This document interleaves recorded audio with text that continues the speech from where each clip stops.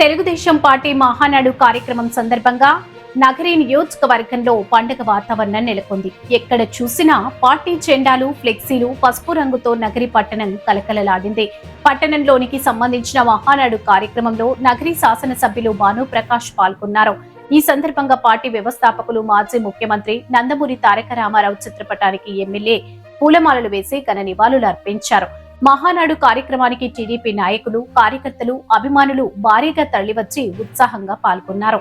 ఈ కార్యక్రమంలో పార్టీ నాయకులు, క్లస్టర్ ఇన్ఛార్జీలు, మహిళా నాయకులు, నగరి టౌన్ ప్రెసిడెంట్ గుణశేఖర్, దేశమ్మ, గుడి నెంబర్ సోమసుందరం, జయరాం, మనోహర, రమేష్, సలీం అధిక సంఖ్యలో పాల్గొన్నారు.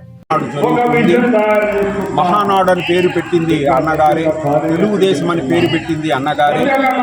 మన హైందవ సాంప్రదాయంలో పసుపు కుంకుమకు ఉండేటువంటి ప్రాధాన్యతని దృష్టిలో పెట్టుకొనే ఆయన పసుపు కుంకుమ కలర్ ఎరుపుని ఆయన ఎన్నిక చేసుకోవడం జరిగింది.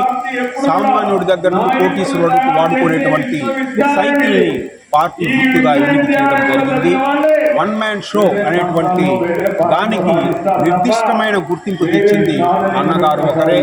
అన్నగారు లాంటి కథానాయకుడు, ప్రజానాయకుడు ఇంకా ఈ భూమిలో పుట్టరు, పుట్టబోరు అనడంలో ఏమాత్రం సందేహం లేదు. లభూతో నా భవిష్యతి అనేటువంటి సంస్కృత వాక్యానికి నిలువెత్తు నిదర్శనం అన్నగారు ఒక్కరే ఈ ప్రపంచంలో. మరి ఎవ్వరూ ఆయనకి ప్రత్యామ్నాయం లేదు. అన్నగారిని మించిన కథానాయకుడు, ప్రజానాయకుడు ఇంకా ఈ భూమి మీద ఉద్భవించడం అనేది జరగదు అని చెప్పడంలో ఏమాత్రం సందేహం అవసరం లేదు. ఆయన ఎటువంటి సినిమాల్లో అయితే నటించినాడో అదే ప్రకారంగా ఏదైతే సినిమాలో తన భావాలను వ్యక్తీకరించారో అదే విధంగానే రాజకీయాలు కూడా అదే విధంగా మాట్లాడినారు. భారతదేశంలోనే స్వచ్ఛమైన రాజకీయం చేసినటువంటి ఏకైక నాయకుడు ఎన్టీఆర్ అని చెప్పడంలో ఏమాత్రం సందేహించాల్సిన అవసరం లేదు. స్వచ్ఛమైనటువంటి రాజకీయాలు, నిజాయితీ